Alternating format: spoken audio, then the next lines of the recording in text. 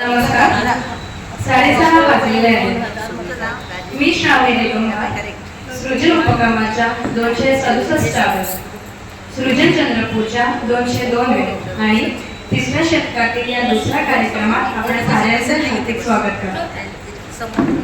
26 जानेवारी 2014 रोजी सृजनच्या प्रदूषणावर आधारित झालेल्या 57व्या कार्यक्रमात अतिथी राहून चुकलेले डॉक्टर गोपाल मुंदडा यांचे नुकतेच निधन झाले. 2 मिनिटे मौन राखून आपण त्यांना श्रद्धांजली वाहूया आणि मग पुढे जाऊया. मी सारांना विनंती करते की कृपया त्यांनी उभे राहावे.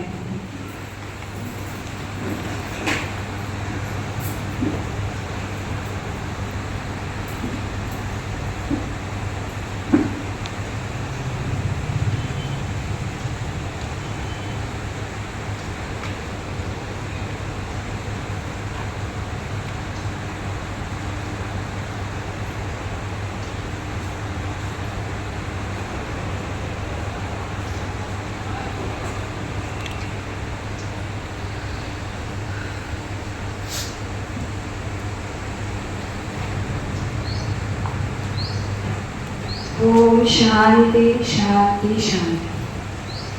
प्रवचन काळ म्हणून संपूर्ण महाराष्ट्रात नावारूपाला आलेल्या नीता पुलीवार आज आपल्याला सर्वार्थाने जाणून घ्यायचं आहे.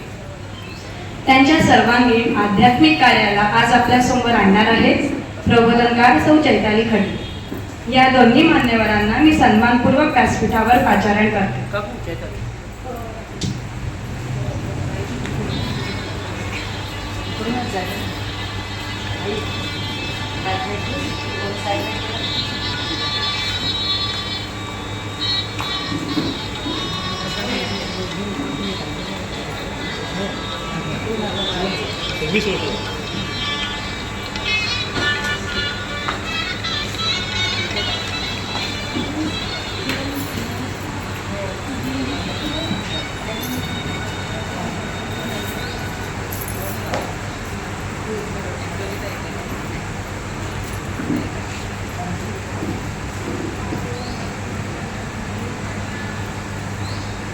धन्यवाद.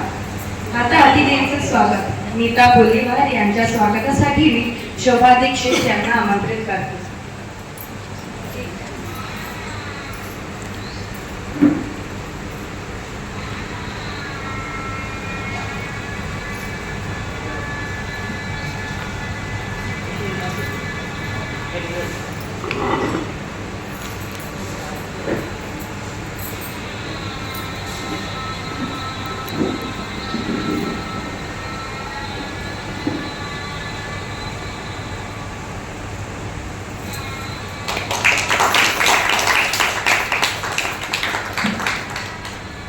सौ चैताली खड्डी यांचे स्वागत जयश्री सालकडे यांनी करावे अशी मी विनंती करतो.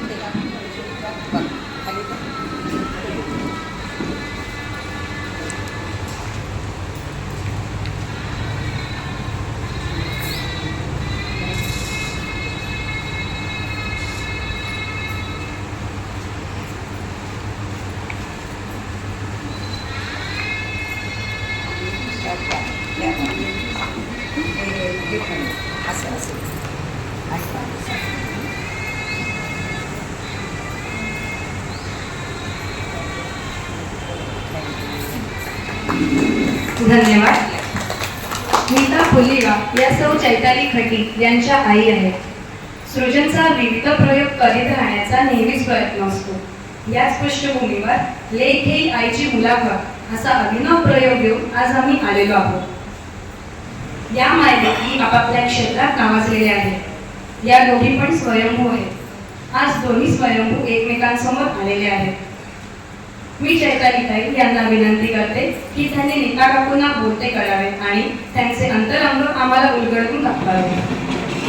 सरासरी 1 तासाच्या या प्रकट मुलाखतीनंतर सूत्रे सृजनला सोपवावी अशी मी चैतालीताईंना विनंती करते, जेणेकरून आपल्याला प्रश्नोत्तरांच्या सत्राकडे वळता येईल.